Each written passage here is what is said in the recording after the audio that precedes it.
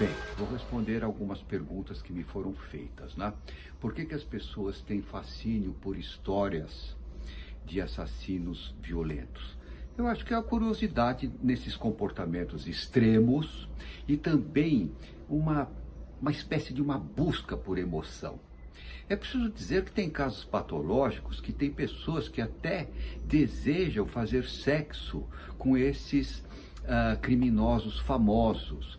E esses criminosos famosos, quando eles vão para o presídio, eles recebem muitas cartas de amor. Agora, a grande verdade é que todas essas cartas que eu vi muitas manifestações de amor por criminosos, eram todas infantilizadas, ou seja, cartas infantis acreditando que poderiam transformar aquele indivíduo num ser humano bom, etc. Né?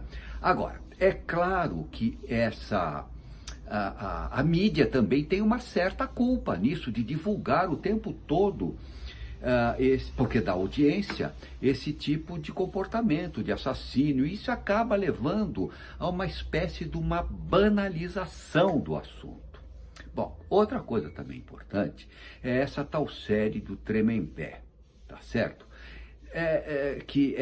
Se ela tem algum papel de revelar verdadeiramente o comportamento, o psiquismo desses criminosos famosos, resposta: absolutamente não. Não sejam inocentes de acreditar que aquele filme é uma verdade, é a realidade do que aconteceu, é zero. Para quem conheceu de fato a realidade, sabe disso. Claro que esses filmes são comerciais, visam lucro, como aliás é óbvio, senão não fariam. Não é um documentário, isso aí é preciso que fique muito claro, não é um documentário. É uma glamorização de determinados comportamentos, de determinados indivíduos da pior qualidade. Foram extraídos, algumas pessoas, foram escolhidas, melhor dizendo, algumas pessoas da pior qualidade. Né? Alguém acha que jogar uma criança pela janela é interessante ou é razoável? Né? Alguém acha isso? Será? Jogar a própria filha pela janela? O outro, aquele médico que se tornou um monstro, né, que sedava as vítimas, né, sedava as vítimas para depois abusar sexualmente delas. Isso é horrível. Um rebaixamento de todos os valores éticos e morais possíveis. Aquela mulher que ficou glamorizada, que matou pai e mãe, mancomunada com 2 laranjas, e depois foi tomar vinho, logo depois, em seguida, tomar vinho em motel. Quer dizer, é tudo da pior qualidade. Vocês que estão assistindo, que não mataram pai, não mataram mãe, nem vão matar, etc., vocês sabem que se vocês brigarem com os seus pais, vocês não veem a hora de arredondar, de deixar tudo bem, porque aquilo faz mal para a pessoa. Ela é zero de arrependimento. Zero. Não há arrependimento nenhum, não há remorso.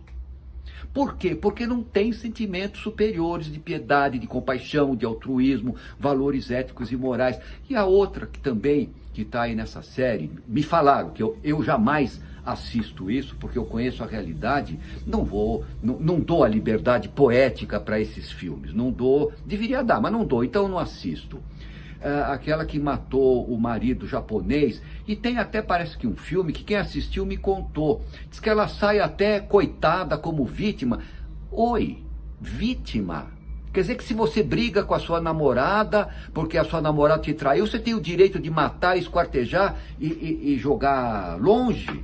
E vice-versa, se um homem trai uma mulher, então a mulher tem direito de esquartejar esse indivíduo com frieza, com requintes até de perversidade, tudo planejado.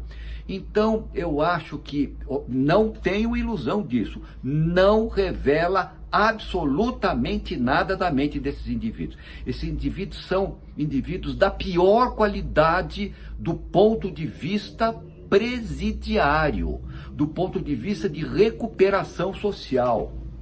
Mas claro, volto a insistir, é uma série que tem que ser dada liberdade poética e é uma série comercial, né? Bom, a glamorização desses indivíduos é péssima na minha maneira de entender. Porque deveria, se fosse mostrada a realidade, o que de fato aconteceu, a frieza com que esses delitos foram praticados, eu tenho a impressão que os seres humanos que vissem, as pessoas que fossem assistir a essa realidade, aí elas iriam ver o que seria necessário para esses indivíduos, que são altamente manipuladores, altamente narcisistas, egocentrados e etc.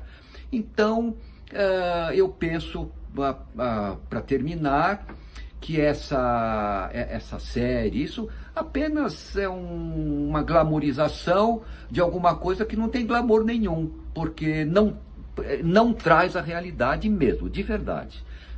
Eu examinei vários casos, etc. Então, conheço a realidade. Não é assim mesmo. É tudo glamorizado. Obrigado. E vamos para a vinheta do Falando a Real, querido Homer. E vocês ficam aí com a crônica do meu amigo Ed Castro.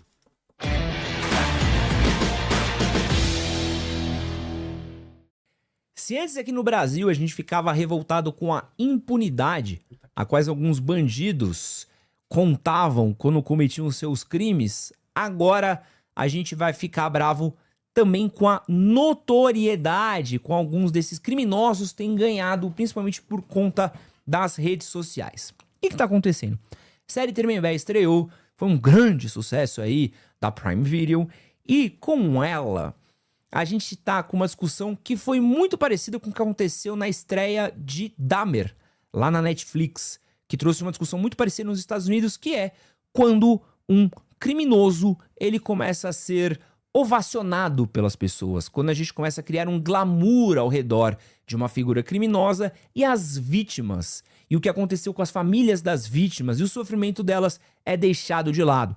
A série Tremembé conta a história de diversos criminosos famosos, né? De casos famosos que a gente teve no Brasil, o caso von Richthofen, o caso nos Nardoni e outros casos aí que a gente ficou abalado como sociedade.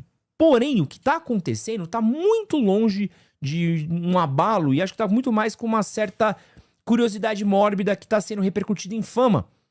Muitos desses criminosos estão tendo seguidores em redes sociais, estão vivendo vidas muito glorificadas hoje em dia. A própria Suzane von Richthofen fez um post de agradecimento, porque segundo a mesma, ela ganhou muitos seguidores após a série e ela está tendo muitas boas vendas por conta disso. A esposa de um dos cravinhos tá usando aí esse momento da série para viver uma vida de influencer.